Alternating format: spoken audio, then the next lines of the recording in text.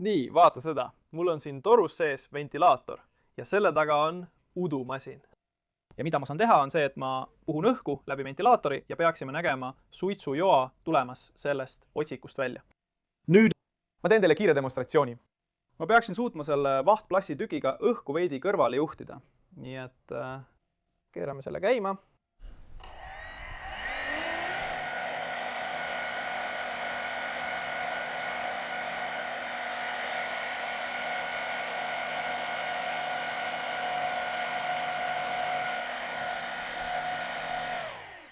Okei, loodetavasti nägite, kuidas suits kaldus selle vahtplastitüki tõttu kõrvale. Aga vaadake, mis juhtub, kui kasutan kumerat pinda ja panen selle õhuvoolu lähedale.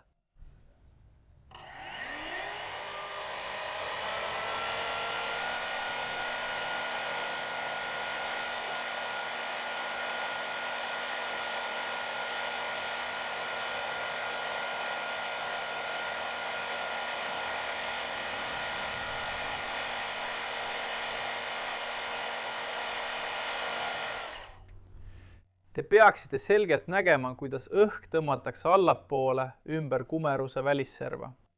Ja see on tingitud nähtusest, mida nimetatakse Coanda efektiks. Mis on siis Coanda efekt? Kui õhk või mõni muu vedelik väljub tüüsist suurel kiirusel, tõmbab see endaga kaasa ümbritsevaid molekule, kui see hajub seisvasse ümbritsevasse õhku.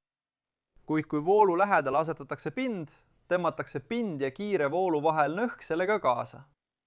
See tekitab madala rõhuga tsooni kiirelt liikuvate õhu ja pinna vahele ning ümbritsev atmosfääri õhk surub voolu alla, kinnitades selle kumerale pinnale. Võite nüüd mõelda, kuidas ma kasutan seda Coanda efekti, et tekitada tõukejõudu ja tõsta drooni maast lahti. Kui te otsite Google'ist Coanda efekti drooni, näete palju tulemusi, mis näevad välja nagu lendavad taldrikud. Ja esmapilgul tundub, et keskel on propeller, mis puhub õhku otse alla, et tekitada tõstejõudu. Aga tegelikult ei ole nende lendava taldriku tüüpi droonide keskel mingit auku. Selle asemel liigub propelleri õhuvool kupli välisküljel ja järgib selle kumerust tänu Coanda efektile. Need asjad on küll päris lahedad, aga ma ei näe eriti mõtet paigutada kausikujuline kuppel propelleri alla. Võiks ju lasta propelleri õhul lihtsalt otse alla voolata. Nii et propelleri asemel tahan ma kasutada impellerit, mis puhub õhu põhimõtteliselt otse horisontaalselt kettana välja ja kasutab siis Coanda efekti, et õhk järgiks kupli väliskurvi. Printime siis mõned impellerid 3D printeriga. Kuna mul pole aimugi, milline impeller oleks propelleri asendamiseks kõige sobivam, printisin ma testimiseks välja palju erinevaid tüüpe. Mõned ei suutnud mootori pöörlemiskiirust taluda. Ja mõned olid mootori jaoks liiga rasked. Lõpuks jäin selle disaini juurde, kuna selle voolutarve oli suhteliselt sarnane drooni propellerile. Järgmine samm on teha kaarias kuppel, mis paigaldatakse tiiviku alla ja suunata õhk allapoole tõstejõu saavutamiseks. Nüüd kavatsen kupli 3D printida, sest see on praegu minu jaoks kõige kiirem ja odavam lahendus. Selleks, et 3D prinditud kuppel oleks võimalikult kerge, peab see olema seest õõnes. Aga tavalise FDM 3D printeriga on seda peaaegu võimatu printida, kuna keskel on väga suur üleulatuv osa. Ja isegi tugimaterjaliga on nii õhukese kihiga printimine väga keeruline.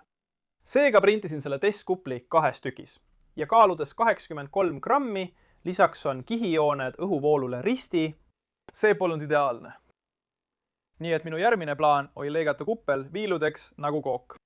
Nii saaksin ma kupli 3D printeriga 8 tükis välja printida ja need kesksele sõlmele kinnitada. See säästis päris palju kaalu ja ma ei ole kindel, et 3D printimise tehnikaga saaks selle palju kergemaks teha. Järgmine samm oli kinnitada mootor ja tiivik kupli külge ning vaadata, kas õhk tõesti suunatakse Coanda efekti tõttu allapoole.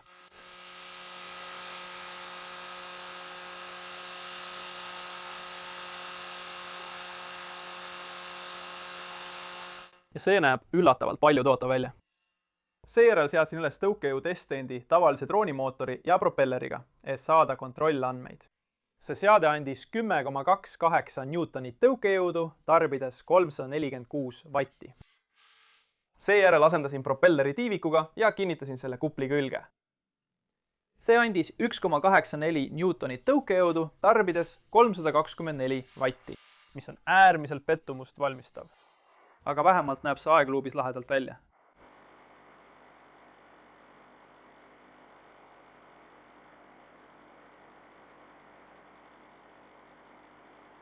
Nii et lähme ehitusega edasi. Kuppelstruktuuri kordamine veel 3 korda polnud eriti nauditav kogu selle sekundliimi aurude tõttu.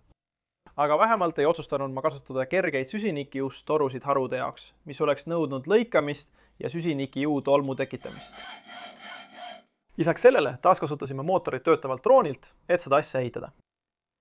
Kui käed olid kupite külje kinnitatud ja laotatud välja nagu kavandatud kvadrakopteri kuju, see nägi välja nagu Hiina laternate formatsioon. Või nagu mõned salatikausid.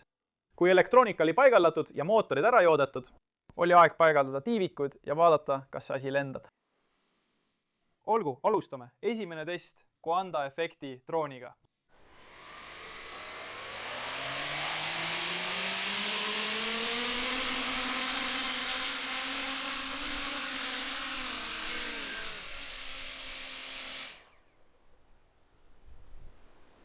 See nagu töötas.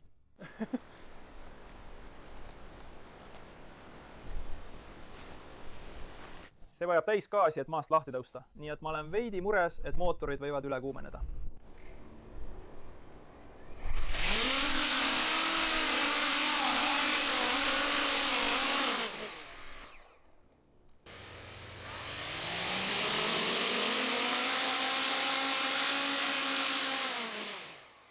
Üks tiivik on mootori küljes lahti, nii et ma lähen ja keeran selle kinni. Ja lasen ka mootoritel veidi jahtuda. See oli väga lühike lend. Aga mul on tunne, et need lähevad üsna kuumaks, sest ma olin just siis täis gaasil, et see maast lahti saada.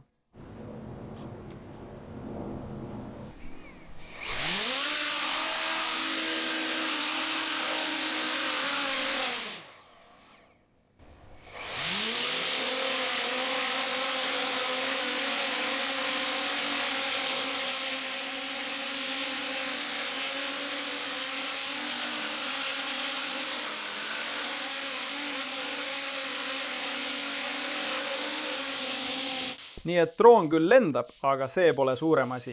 Droon kaalub kokku 890 grammi ja suudab toota vaid umbes 750 grammi tõuget. Nii et see suudab hõljuda ainult maapinna efektis täisgaasil, mis kuumutab mootoreid väga kiiresti. Siis otsustasin proovida erinevaid tiivikute disaine, kuid ilma eduta. Sealhulgas see kummaline disain, mis hoidis mootoreid jahedamana, aga ei suurendanud tõukejõudu üldse.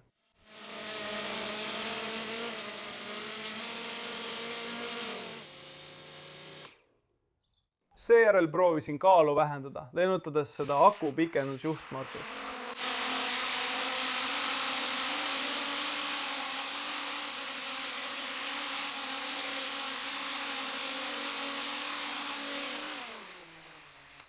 Aga jälle oli tal ikka raskusi maapinna efektist välja saamisega.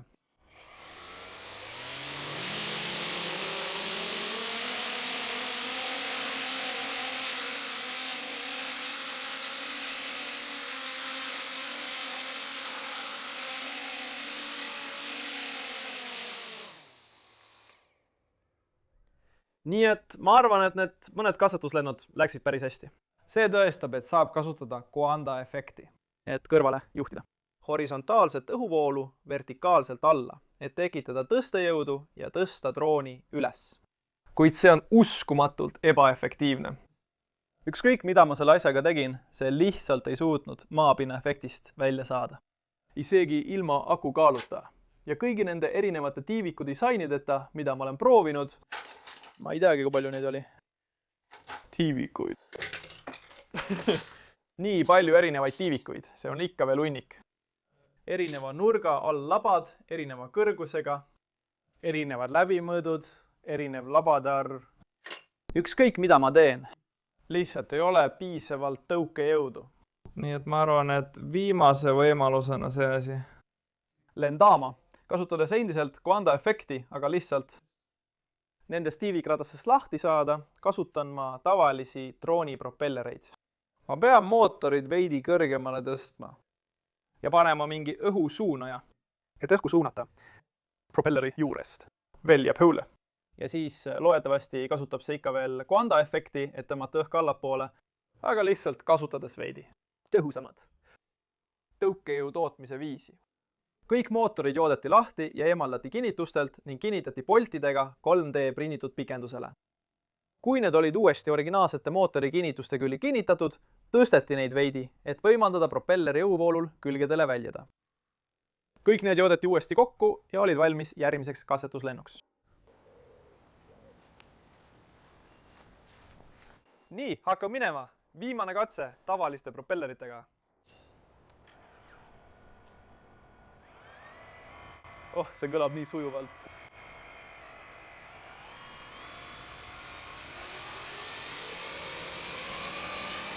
Oh, selle on palju lihtsam lennutada.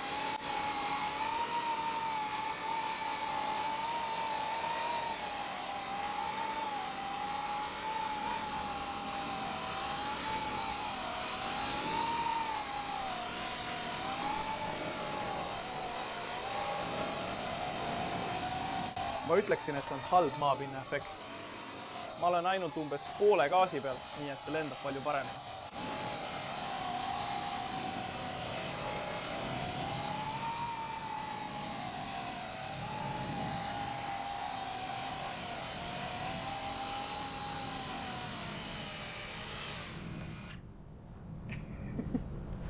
Nii et see kasutab endiselt kvandaefekti, aga lendab kordades paremini. See tõuseb õhku umbes poole gaasi pealt. Oh, ma olen nii rahul. Ma olen rahul, aga samas ka pahane, et mu tiivikud ei töötanud eriti hästi.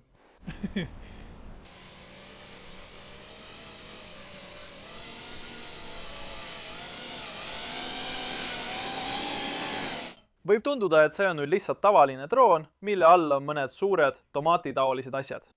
Aga tegelikult tekitab see tõstejõudu tänu kvandaefektile. Kuppelte läbimõõt on palju suurem kui propelleritel ja seetõttu saab tõukejõud liikuda ainult ümber kumerate pindade. Üks asi, mida ma pärast paari lendu märkasin, oli tugev maapinna efekt sellel lennumasinal. Tavalisel droonil esineb samuti maapinna efekt, aga ma pole kunagi varem lennutanud drooni, mis hõljuks sellisel õhupadjal. See suudab lennata ka maapinna efektist kõrgemal, kuid see nõuab oluliselt rohkem energiat ning tuul raputab seda rohkem.